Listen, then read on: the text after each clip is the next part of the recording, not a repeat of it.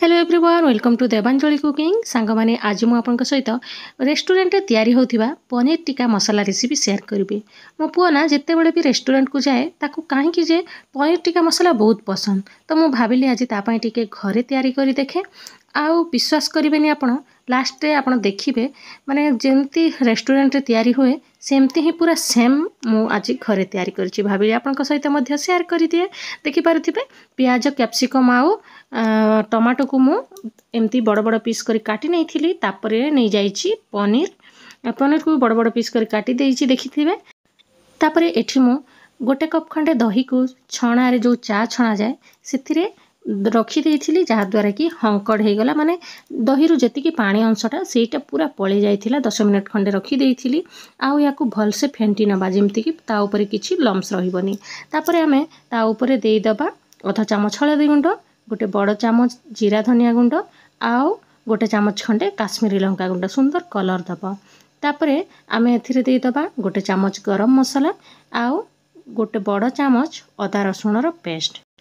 तापरे टिके कसूरी मेथी देई दबा आउ याकू भल से मिक्स करी नबा जेमति कि सबुतक मसला दही रे मिलई जीवो। ए भलिया मेरिनेट प्रथमे करी कि रखिबा जहा द्वारा कि हमरो पनीर टिक्का मसलाटा बहुत बढ़िया लागिबो। ए भलिया मेरिनेट करी कि आमे तावा फ्राई मध्य करी कि खाई परिबा। एबे प्रथमे आमे कैप्सिकम प्याज आउ टमाटो को एथिरे देई कि भल से गोळेई नबा जेमति कि चारिपटे सब कोटिंग हेई पारिबो मसलार, जा द्वारा कि बहुत भल लागिबो।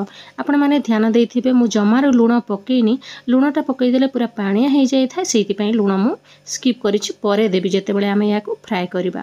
तापरे पनीर को देई कि आउ चामच रे मु गोळेइनी काहे कि ना पनीरटा भांगी जिवार संभावना थाए। धीरे धीरे हाथ रे ही भलिया मिक्स करि नेबे। पनीर भल से गोळेइ हेबा दरकार ए जो मेरिनेट मसाला सहित। एबे आमे याकू भल से मेरिनेट करि कि आमे पूरा घंटे कि 2 घंटा पाई रेस्ट नवा पाई छाड़ी दबा, जहा द्वारा कि भल से मसालाटा लाखी पारिबो आउ बढ़िया लागिबो जेते बेले आमे खाइबा। तापरे आमे मसाला तैयारी करी नबा, सेति पई 2 बड़ चामच खंडे सोरिष तेल नै जाइछि। जेतु रेस्टोरेंट भलिया आमे बनाउछु टिके तेल अधिका ही रहिबो।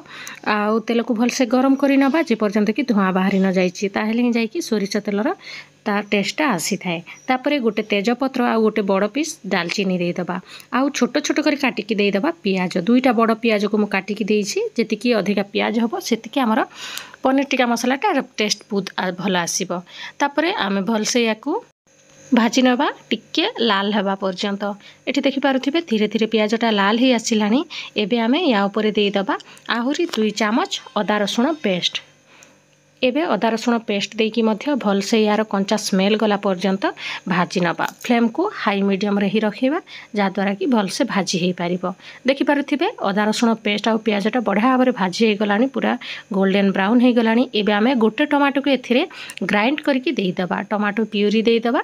आ अधिका टमाटो देबे नै काहे कि ना आमे दही भी ऐड करिछु मेरिनेट करबा समय रे, सेति पई मु कम माने गोटे टमाटो ही देइछि। तापरे स्वाद अनुसार लूण देई दबा आउ ध्यान देकी देबे काहे कि ना मु जेते बेले मेरिनेट करिथिली सेते बेले तो देई नथिली, आकु देबी माने जेते बेले आमे भाजीबा पनीर को सेते बेले दबा। तापरे एथिरे किछि गुंड मसाला ऐड करिबा जेमिति के हळदी गुंड नै जाइछि आधा चामच, तापरे गोटे बड़ चामच धनिया गुंड आ गोटे बड़ चामच काश्मीरी लंका गुंड भल से याकू मिसेई नबा। एबे आमे मसाला को गोटे साइड रे भाजीबा आ गोटे साइड रे तावा बसेई कि जो मेरिनेट करिथिबा पनीर प्याज और कैप्सिकम को भाजी नबा। सेति पई आमे तावा बसेई नबा। तावा रे देई दबा गोटे बड़ चामच तेल, भल से चारि पटे ताकू स्प्रेड करी नबा जेमति कि आउ तावा रे लाखिबनी काहे कि ना दही टिके लाखी जाई थाए तावा रे। तापरे मेरिनेट करिथिबा ए सब जिनिस को देई दबा आउ भल से चारिपटे स्प्रेड करी नबा। तळपटे टिके भाजी हेले आमे याकू धीरे धीरे उल्टेइबा। फ्लेम को लो ही रखिथिबे, लो मीडियम फ्लेम रे ही आमे याकू भाजीबा जा द्वारा कि आउ पोड़ीबनी, कलरटा बहुत सुंदर आसीबो। एबे आमे या ऊपर टिके लूण स्प्रेड करि दबा। बेसी लूण देई देबेनी, जेतिकी कि पनीर को दरकार सेतिकी ही देबे आउ याकू भल से टिके भाजी नबा। सांग माने आपण याकू एमती नॉर्मल भी खाई पारिबे, बहुत बढ़िया लागि थाए पनीर टिक्का। हम जेतु पनीर टिक्का मसाला करूचे सेति पई मो आउ थरे मसाला सेपटे पसेइची। आउ देखि पारुथिबे केते सुंदर कलर आसीची। आउ टिके प्याज आउ कैप्सिकम टा सॉफ्ट हवा पई मो टिके घोड़े नेइची। फ्लेम को सेपटे लो कर रखी देथिबे। एपटे देखि पारुथिबे मसलाटा हमर धीरे धीरे भाजी आसिलानी। आउ मु 2 चामच खंडे जो क्षीरर सर आसी थाए ताकू फेंटिकी दे देइछि। जदि आपनक पाखरे क्रीम अछि आपण पकइबे। रेस्टोरेंट मानकरे क्रीम ही पका जाए किंतु मो पाखरे त नाही। घरे थिबा जिनिस रे ही आमे याकू बनौचे सेते बेले सेति पई मु टिके सर को ही फेंटिकी दे देइछि। भलसे याकू मिक्स करि नबा माने भाजीबा जे पर्यंत कि तेलटा मसला रो छाड़ी न जाइछि से पर्यंत आमे भलसे याकू भाजीबा।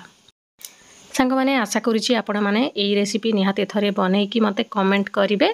आउ एठी देखि पारुथिबे मु आउरी टिके जोठी मैरिनेट करिथिली सेथिरे अल्प टिके पानी देई देइछि। आउ जेहेतु दही आउ मसला गुडा को सेथिरे टिके लागि जाइथिला काहे कि फोपाडी देबी बोली भाबी कि सेथिरे टिके पानी देकी या ऊपर ऐड करि देली मसलाटा ठीक भाबरे भाजी हबा पई। एठी देखंतु मसला रो तेल छाड़ीबा आरंभ कर देलानी। आउ आमे जो भाजी के रखिथिबा पनीर कैप्सिकम टमाटो आ प्याज को एथिरे देई दबा। आउ भलसे याकू मिक्स करि नबा। फ्लेम को पूरा लो रखिबा। आउ जेहेतु मसला सहित या आउ टिके भाजी हबो आउ टिके अब्जॉर्ब करबा मसला को सेति पई पूरा लो फ्लेम ही कर देइथिबे। भलसे धीरे धीरे ही गोळेबा नहेले पनीरटा भांगी जिबार संभावना थाए। तापरे अल्प टिके मु एथिरे पानी देई देइछि। गरम पानी ही ऐड करिवे जमारो ठंडा पानी देबेनी। आउ एबे आमे किछि समय याकू घोड़े नबा 2 मिनिट पई ही घोड़े नबा जा द्वारा कि फ्लेवरटा अब्जॉर्ब करिबो पनीर। एठी देखि पारुथिबे 2 मिनिट परे मु काढी की देखिछि। देखंतु केते सुंदर पूरा देखा जाउछि ना। पूरा आखी को सुंदर लागिले ही पाटी को भल लागिबो बोली कहंती समस्ते। जेमती आखी को केते सुंदर देखा जाउछि आपण माने भी थरे घरे निहाते ट्राई करंतु। लास्ट को हमें ऐड करि दबा एथिरे घर तयारी टिके गरम मसला। जदि आपनक पाखरे पनीर मसला अछि सेटा मध्य ऐड करि पारिबे। तापरे टिके धनिया पत्र दे देइछि। धनिया पत्र देले बहुत बढ़िया बास्ना आसीबो। आपण निहाते टिके पकेइबे। सांग माने आशा करूछि एई रेसिपीटा आपण मानकू पसंद आसीथिबो। वीडियोटी भल लागिले वीडियोटी को लाइक करि देबे। आउ चैनल रे जदि आपण माने नया अछंती चैनल टी को सब्सक्राइब करबा पई जम्मारो भूलिबेनी। देखा हबो नेक्स्ट वीडियो रे आ गोटे टेस्टी रेसिपी सहित। Thank you for watching.